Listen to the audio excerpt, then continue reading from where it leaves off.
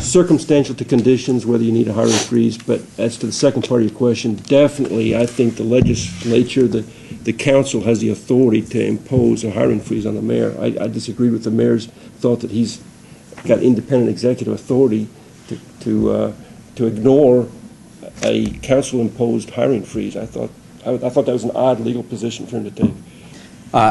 Absolutely, the council has the authority. These are people elected by the people to represent them. You've got council members essentially representing the entire city.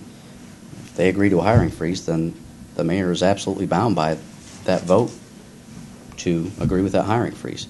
I think, with exception, it would be, let's say that somebody that was essential retired early, or something happened, they got sick and they lost their job, and that position needs to be filled, but no new hiring, I think it would be appropriate.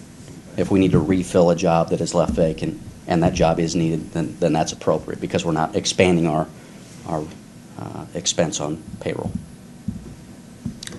As far as the hiring fees, goes for imposed by the city council or the mayor, if the city council has the authority to impose a hiring freeze, that's fine. If it comes under the mayor's department, then it comes under the mayor's department. And the city council can fight with them all they want. But I'm a firm believer in separation of powers. I've seen far too often in the last, when Kennedy died, and his seat was up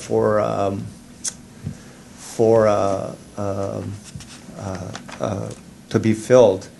And in their wisdom, the state had changed from the governor appointing the next person to fill that seat because they had a Republican governor.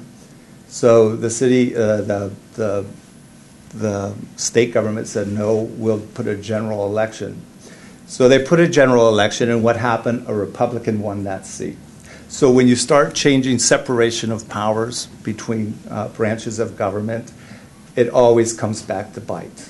And so you have to be very careful and have to respect the separation of powers. Now, if the city council has that power to do that, that's fine. If they don't, then you should be careful what you wish for.